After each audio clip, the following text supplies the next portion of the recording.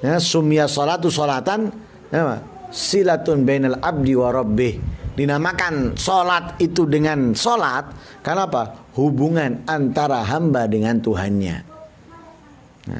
Nah, sekali lagi saya ingatkan, pelajari ilmunya sholat karena itu penting. Kalau tidak, jangan mengharapkan ketentraman, kenyamanan dalam kehidupan kita kalau kita tidak merasa adanya Allah dalam kehidupan kita. Kita harus merasakan adanya Allah dalam kehidupan kita lewat mana? Sholat dulu. Perbaiki sholat. Apalagi sholat itu menjadi pertama yang dihisab oleh Allah dari seorang hamba. Awwalu ma yuhasabu bihil abdu yawmal qiyamah as-sholah. Pertama yang dihisab oleh Allah dari seorang hamba di hari kiamat adalah as-sholah, sholat. Lah sholat ini secara global ada dua macam. Ada sholat fardu, ada sholat sunnah. Sholat fardu pun dibagi dua. Ada fardu ainin, ada fardu kifayah. Fardu ainin seperti sholat 5 waktu. Zuhur, asar, maghrib, isya dan subuh. Ini fardu ainin. Setiap orang muslim yang balik, berakal, sehat, mampu dan mendapatkan kabar atas kewajiban sholat 5 waktu, maka wajib baginya menjalankan sholat. Karena ada syarat sah, ada syarat wajib sholat. Syarat wajib itu beda dengan syarat sah. Nah, syarat wajibnya sholat diantaranya yang beda dengan syarat sah harus apa? Bulughud dakwah. Orang yang mendapatkan kabar, orang yang mengetahui kewajiban sholat 5 waktu. Kalau dia tidak mengetahui, sekalipun beragama Islam tapi nggak tahu kalau ada kewajiban sholat 5 waktu, atau ada tahu dia kalau ada sholat 5 waktu tapi nggak tahu kalau itu hukumnya wajib, nggak wajib bagi dia sholat. Kenapa? Dia nggak tahu. Nah, ini biasanya orang yang tinggal di pedalaman, yang nggak ada TV, nggak ada radio, nggak ada ustadz, nggak ada ulama, maka mereka sampai nggak mengetahui kalau wajib sholat 5 waktu dalam satu hari satu malam. Nggak tahu mereka, karena nggak ada yang mengajari, nggak ada yang memberitahu. Nggak wajib. Lu apakah berdosa? Nggak berdosa. Lu bertahun-tahun dia meninggalkan, nggak berdosa. Apakah wajib qadha? Nggak wajib qadha. Beda dengan orang yang tahu tapi dia meninggalkan, nggak sama. Orang yang tahu tapi meninggalkan, ketika dia bertobat wajib mengqadha'i sholatnya. Sebanyak apapun ia tinggalkan wajib diqadha'i. Mau 1 tahun, mau 2 tahun dia tinggalkan wajib diqadha'i. 5 tahun, 10 tahun wajib diqadha'i. Kenapa? Dia tahu adanya kewajiban sholat 5 waktu dalam satu hari satu malam. Maka ketika dia meninggalkan wajib mengqadha'i sholat yang ia tinggalkan. Itu syarat wajib. Fardu ainin wajib itu. Duhur, asar, maghrib, isya dan subuh. Nah, total rokaatnya itu 17 rokaat. Zuhur, asar, isya 4 kali 3 12. Tambah maghrib 3 15 tambah subuh 2 17 rokaat. Itu wajib fardu ainin, wajib per orang menjalankan. Ada yang fardu kifayah, seperti sholat jenazah. Fardu kifayah hukumnya. Lah apa bedanya dengan fardu ain? Kalau fardu ain wajib setiap orang melakukannya. Tapi kalau fardu kifayah cukup satu terangkat kewajiban dari yang lainnya. Sekalipun yang lainnya tidak ada yang menjalankan, nggak berdosa. Yang penting ada, walaupun satu orang yang menjalankannya, terangkat kewajiban dari yang lainnya. Itu namanya fardu kifayah. ada sholat sunnah. Lah sholat sunnah ini ada 3 macam. Ada 3 macam. Sholat sunnah yang memiliki waktu, seperti Qabliyah dan Ba'diyah, duha dan witir. Ini sholat sunnah yang memiliki waktu. Ada sholat sunnah yang memiliki sebab, bukan waktu tapi sebab, seperti gerhana matahari atau bulan, sholat istisqa meminta hujan, atau juga tahiyatul masjid. Tapi sholat sunnah yang memiliki sebab ini ada 2 macam. Ada sebabnya dulu, ada sebabnya belakangan. Sebabnya dulu seperti tahiyatul masjid. Sebabnya belakangan seperti sholat istikharah. Jadi sholat dulu baru minta petunjuk kebaikan dari Allah. Ada sholat sunnah mutlak. Sholat sunnah mutlak ini tidak memiliki waktu, tidak memiliki sebab. Tidak memiliki waktu, tidak memiliki sebab. Lah setiap sholat sunnah ini ada batas minimum berapa yang dikerjakan. Ada batas maksimum berapa yang dikerjakan. Sholat witir minimalnya 1. Sedikit tapi sempurna 3. Maksimalnya 11. Tapi terus menerus mengerjakan 1 rakaat, hukumnya makruh. Setiap hari 1 rakaat tok, makruh. Salat duha minimalnya 2 rakaat. Maksimalnya ada perbedaan pendapat. Ada yang ngomong 8, ada yang ngomong 12. Jadi ada yang ngomong 8, ada yang ngomong 12 maksimalnya. Tapi paling afdolnya dilakukan 8 rakaat. Ini sepakat antara Imam Ibnu Hajar dan Imam Romli. Beda. Ada yang 1, ada yang 2. Salat sunnah mutlak minimal 2. Minimal 2. Lah salat sunnah ini ada yang dikerjakan setiap hari, seperti duha, witir, rawatib, qabliyah atau ba'diyah. Ada yang dikerjakan tahunan sekali, seperti hari raya, Idul Fitri atau Idul Adha. Juga seperti salatut tarawih. Ini tahunan. Paham ya? Tahunan. Lah masing-masing daripada sholat itu ada keistimewaan secara global. Semua sholat itu memiliki keistimewaan. Ada dari setiap sholat itu memiliki keistimewaan yang khusus.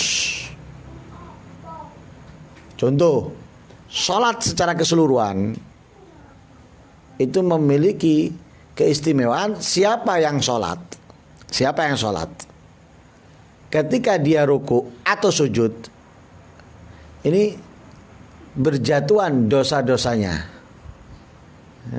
Digambarkan seperti orang yang menaruh sesuatu di pundaknya. Naruh sesuatu di pundak. Ketika dia ruku, yang ada di pundak ini akan jatuh. Atau menaruh sesuatu di kepala.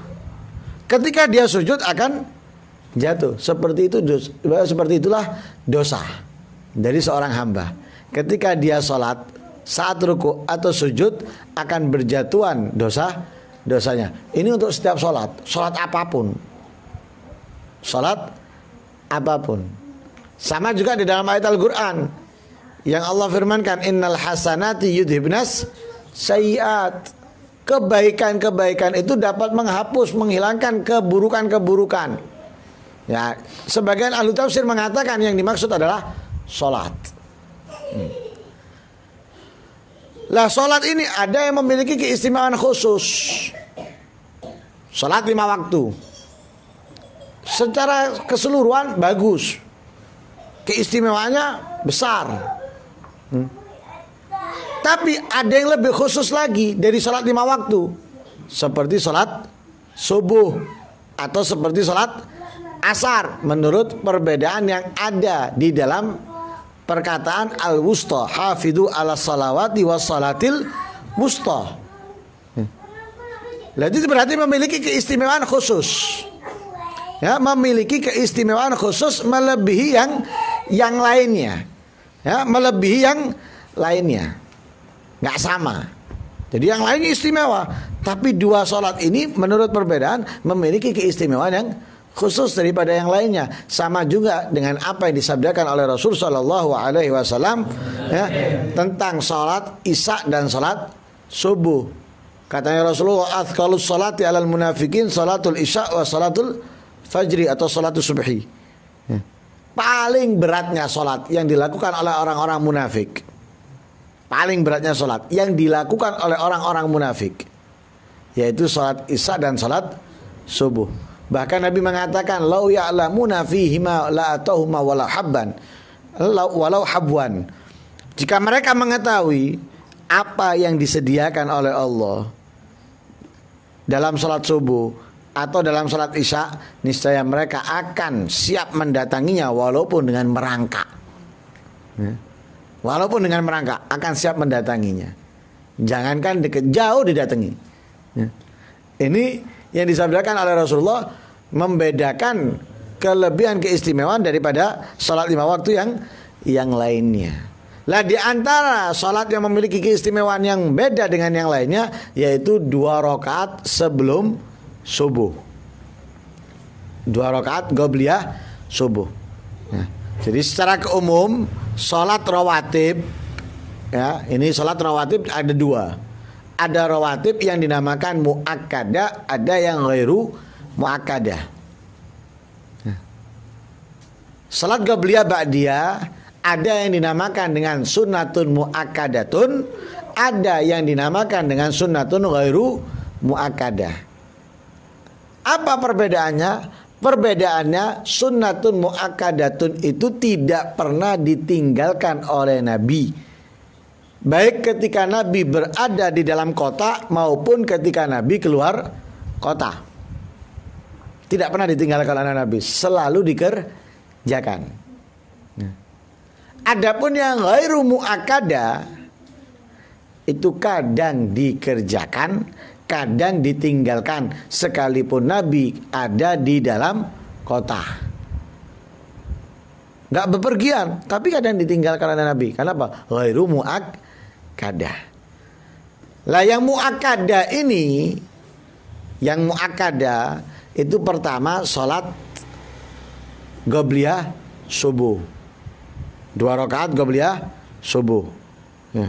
Kemudian 2 rakaat qobliyah zuhur, 2 rakaat qobliyah ba'diyat zuhur, 2 rakaat ba'diyah maghrib, 2 rakaat ba'diyah isya. Ini yang muakkadah. Ada 10 rakaat yang muakkadah, yang tidak pernah ditinggalkan oleh Nabi, baik di dalam kota maupun keluar kota. Ada yang ghairu muakkadah. Yang ghairu muakkadah. Yang ghairu muakkadah ini ada 12. 2 rakaat qobliyah zuhur, 2 rakaat ba'diyah zuhur, 4 rakaat ya ba'diyah qobliyah asar ya.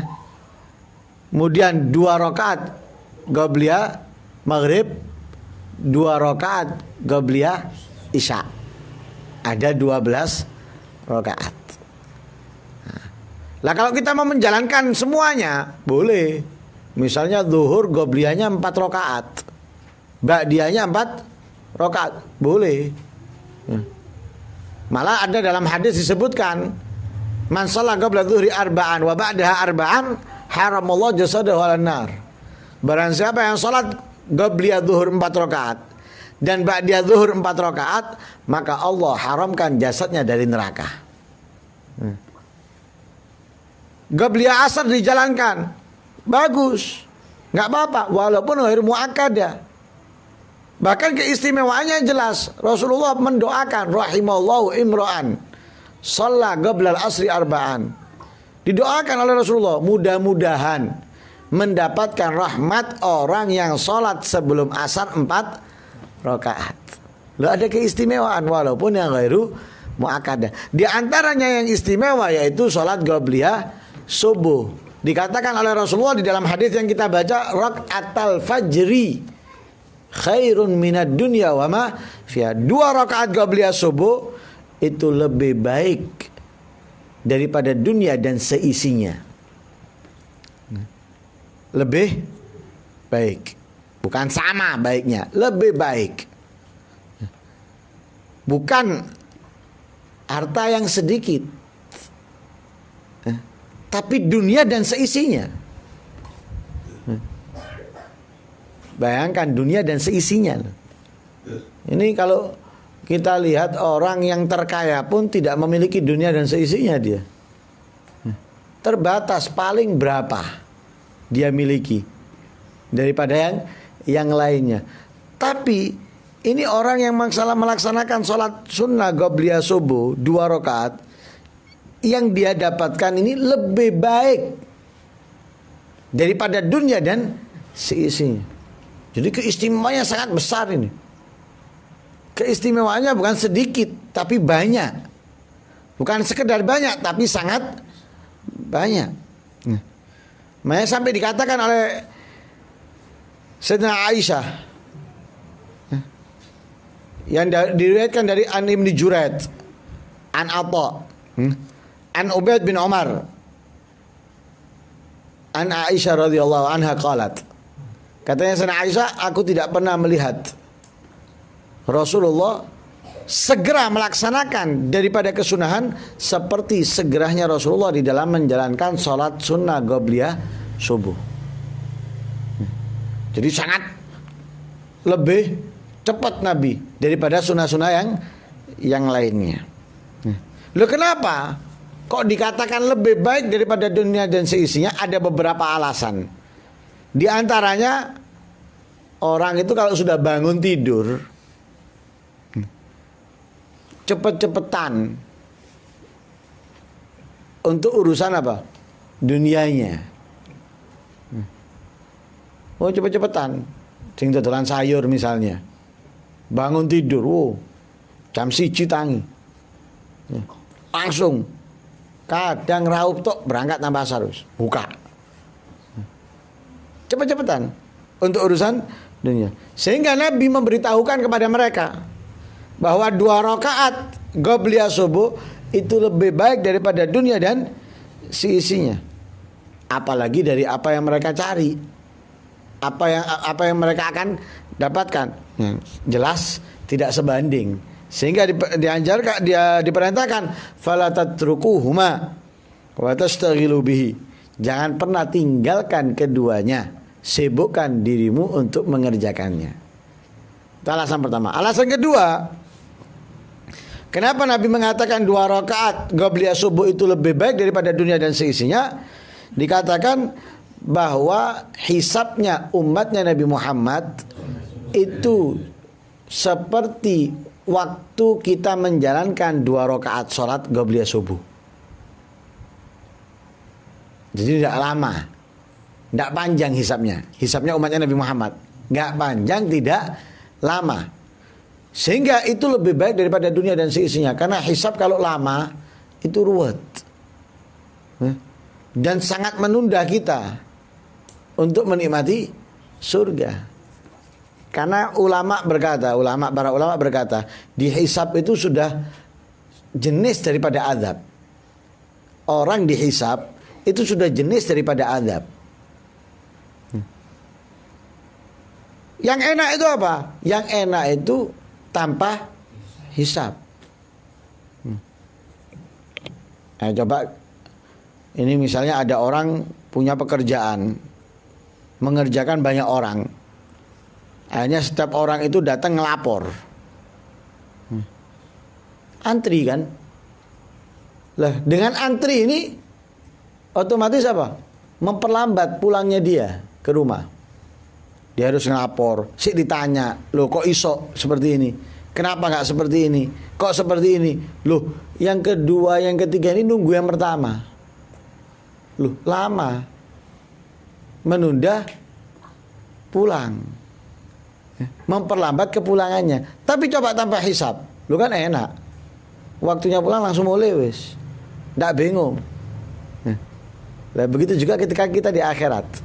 Ketika kita di akhirat tanpa hisab, makanya kalau doa itu jangan minta dihisab dengan hisab yang ringan. Itu doa yang keliru. Minta bighairi hisab. Kita minta tanpa dihisab.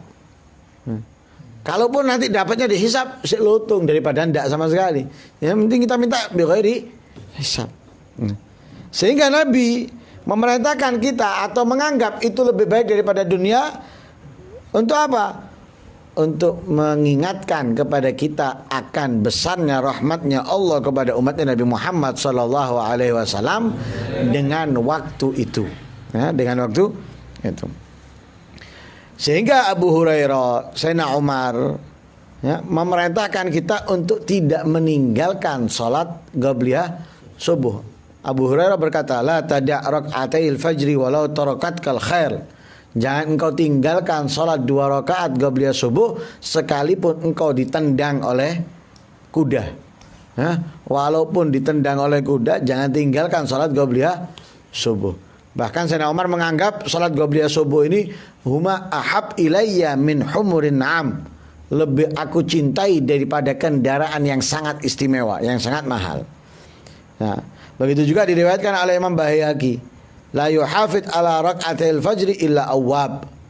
Orang yang selalu menjaga, berusaha tidak meninggalkan 2 rakaat qabliyah subuh, itu adalah orang yang awwab, orang yang selalu ingin kembali kepada Allah Subhanahu wa ta'ala. Lah, salat qabliyah subuh ini dianjurkan untuk ringan. Dianjurkan untuk ringan. Tidak panjang-panjang. Nggak sama dengan salat subuh. Kalau salat subuh dianjurkan yang panjang. Tapi salat qabliyah subuh ini dianjurkan yang ringan. Sehingga dianjurkan membaca apa? 2 surat. Qul ya ayyuhal kafirun dan qul huwallahu ahad. Jadi rakaat pertama qul ya ayyuhal kafirun setelah Fatihah, rakaat kedua qul huwallahu ahad setelah Fatihah. Ada riwayat yang menganjurkan kita untuk membaca 1 ayat di surat Al-Baqarah, yaitu qulu amanna billahi wa ma unzila ilaina wa ma unzila ila Ibrahim wa Ismail wa Ishaq wa Yaqub wal asbati wa ma utiya Musa wa Isa wan nabi wa ma utiya nabiyuna min rabbihim la nufarriqu baina ahadin minhum wa nahnu lahu muslimun. Itu rakaat pertama. Rakaat kedua 1 ayat dari surat Al-Imran.